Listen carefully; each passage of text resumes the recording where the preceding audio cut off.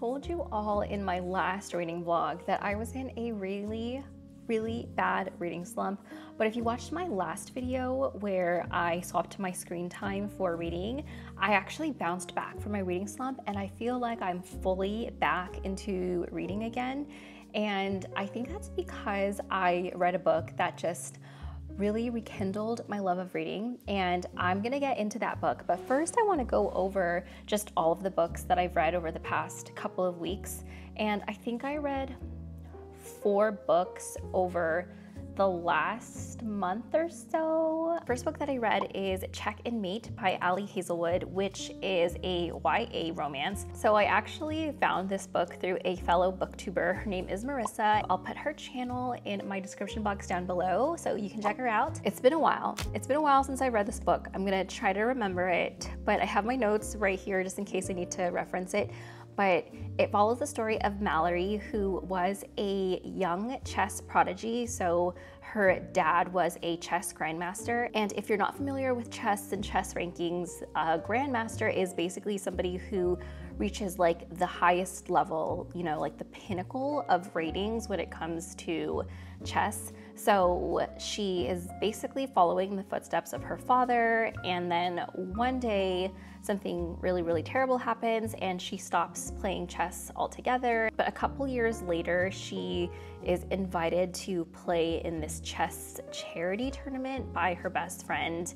And although she doesn't want to, her friend convinces her to, sort of like as her last hurrah, because it's for a good cause. So Mallory begrudgingly agrees, and she ends up basically beating every single person there and beating the current world chess champion, Sawyer, I think is his name, who also happens to be very handsome. So then the rest of the story follows Mallory as she basically gets discovered again and kind of gets roped back into chess despite having been against it for the past couple of years, and just kind of follows her as she climbs the chess rankings. So since I play chess as a hobby, I was drawn to this book just because, you know, I thought it was going to be really interesting to read about a woman who is very successful in chess, and I really enjoyed reading about the tournaments. I feel like it captured the pressure and just the amount of like training and sacrifice that somebody has to go through to really become successful at this. They do make references to like famous chess players and events and games. So if you are a fan of chess, if you play chess, then I think you might like that representation in this book. I also liked that this book talked about Mallory's relationship with her sisters. Even though a big part of this book is about Mallory falling in love, I did like how Ali Hazelwood explored Mallory's other relationships, like with her mom and with her sisters. I do love stories about, you know, sisterhood, female friendships, mother-daughter relationships, so I liked that aspect. I did enjoy this story. I gave it 3 stars, so it was enjoyable. Definitely not like my favorite read of the year. And there were some things that I didn't like about the book. I think parts of the book were hard for me to get through just because I felt like Mallory was kind of frustrating at times. There were moments in the book where I felt like she was just kind of lacking when it came to self-awareness, but then I had to remember that this is a YA romance and Mallory is like 19 years old. So thinking back on when I was 19, I probably was not as self-aware as I am now in my 30s. So I guess I can look past that. And it did make sense for her character arc to go from somebody who just lacked that self-awareness to eventually realizing the things that she needed to work on. This is my first book by Ali Hazelwood. I tried to read one of her books a while ago. Gosh, I can't remember which one it was. It was The Love Hypothesis, and I'm really sorry if you loved that book and if you're a fan of Ali Hazelwood, but I only read like 20% of that book and then I had to DNF it because I don't know, something about the descriptions that she used for some of the male characters. One of the descriptors were like his stupid hands, and I just like could not get past that. But this one is better, okay? I think you'll like this book if you like Ali Hazelwood, if you like YA romance, if you like FMCs who are a little awkward and a little nerdy, but also kind of endearing, then I think you'll like this book. So the next book that I read is actually a romantasy, and my friend picked this book for our book club, and it's A Court of Thorns and Roses, which is a book that I've already talked about in my last video, my swapping screen time for reading video, and I went on and on about this series in that video, so I don't want to like repeat myself and, you know, beat a dead horse, but basically I love this series so far, and all I want to do is talk about it and read more about it, and I just like bring it up every single chance that I get where I'm like, have you read A Court of Thorns and Roses? Because I just want to talk about it some more. I feel like most people have already read this book, but it's nice that I'm reading it with my book clubs, and I probably don't have to tell you a whole ton about this book just because I don't want to give anything away, but basically, it follows the story of FAVE, who is this human girl. She lives in the woods with her two sisters, Nesta and Elaine, and their father. So previously, FAVE and her family were really well off, but something went down and now they're living in poverty and they can barely afford to survive. FAVE has to go into the woods to hunt for her family, even though there are warnings not to go into the woods because of all of the trouble that's been happening lately with the fairies. There are different kinds of fairies. There's the ruling nobility known as the High Fae, and then there's also lesser fairies who take on different forms and who have different powers. And then there's also, of course, evil and terrible fairies as well. And basically the humans and the fairies hate each other. They were at war hundreds of years ago and it ended really, really badly. So they built this wall to basically keep the fairies and the humans separated. Then one day while FAVE is out hunting, she gets into some trouble. And then the rest of the story follows FAVE as she deals with the consequences of that fateful meeting in the forest. What I really loved about this story is just how descriptive Sarah J. Maas's writing is. I feel like she does a really great job of just immersing you in the world. And there were also some like fairy tale elements in here as well. I don't want to say too much, but it kind of reminded me a little bit of Beauty and the Beast. And even though some parts were kind of slow, I mean, this book definitely had its downsides, of course, but overall I feel like it was pretty exciting and I just wanted to keep reading. My friend and I actually finished this book very quickly. I think we finished it in like 2 or 3 days, which for a book that's over 400 pages, I mean, that's a lot of reading, at least to me. So overall, I did like this book and I was really excited to read the second book, which I'll talk about in just a second. But I forgot to mention that this book has some spice in it. I don't think it has as much spice as the second book, but there's still some sections of the book that have spice, and I feel like it's pretty descriptive. So, you know, if you're not like a fan of spice, then maybe you'll just want to skip those parts, but I still think you could enjoy the story even if you skipped those parts and you wouldn't really miss out on too much of the story. The next book that I read is the second in the series, which is A Court of Mist and Fury, and I honestly liked this book a lot better. I feel like this book just kind of takes the elements of the first book, but just does it better. You know what I mean? It does the romance better, it does the action better, the world building is better, it's more immersive. And for the first part of the book, there were some things about FAVE's personality that kind of annoyed me a little bit.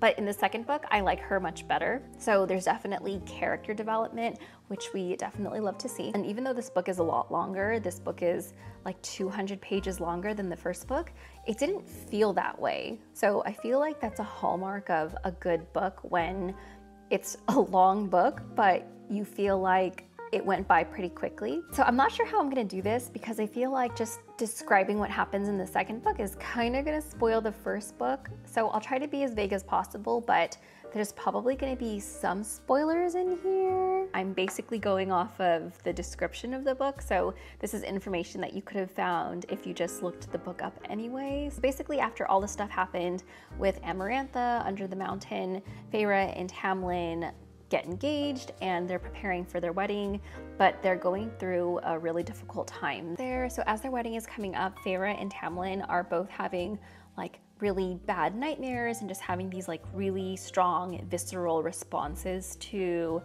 remembering what happened under the mountain. And even though they're going through a really hard time, they kind of go about their days as if nothing really happened.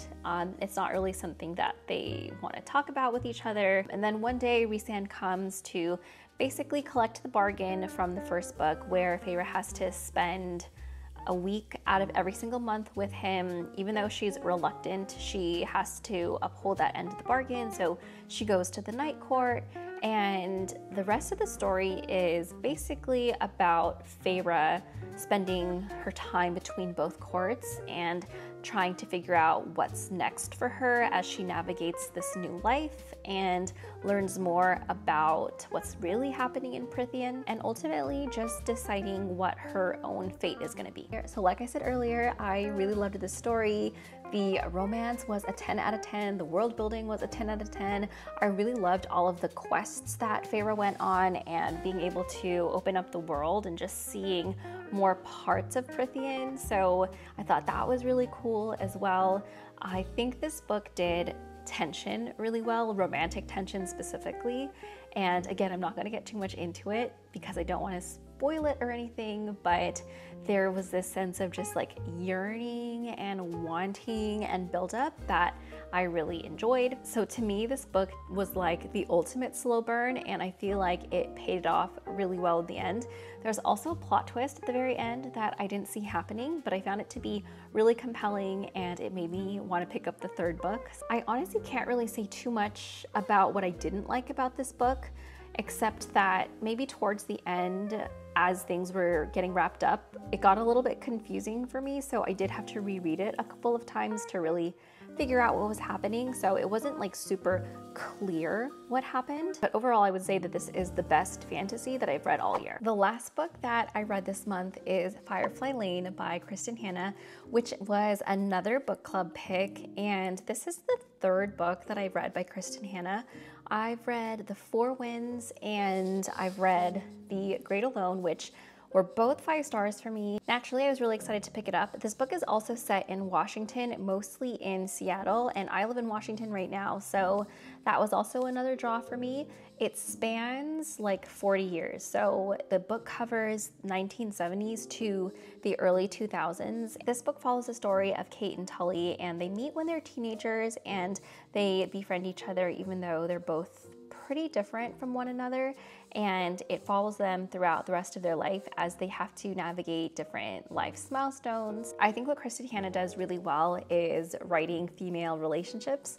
So in all of the books that I've read, there's always a really compelling female relationship, whether it's best friends, sisters, mother-daughter relationships. I feel like she just really captures the heart of those relationships, the nuances, from the really heartwarming, joyful moments to the most tragic, heartbreaking moments of just loving somebody so deeply. The story follows Tully and Kate from the time that they're teenagers up until their, like mid-adulthood. So I could really relate to Tully and Kate and just thinking about how different moments in your life end up shaping who you are and who you'll ultimately become. And Kristen Hanna always makes me cry in every single book that I've read, and this book was definitely no exception. I mean, I feel like compared to the first 2 books that I read, I didn't cry as much, but there were definitely some moments in here that were just really, really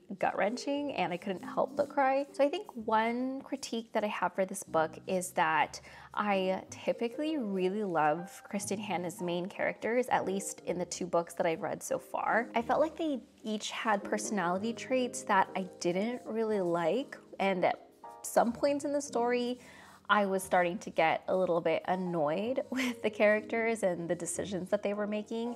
And I think part of that is just because Tully and Kate are so inherently different from each other. One character is just super career driven and ambitious and super assertive, basically just, will do anything to get what she wants. And then the other character is a lot more passive.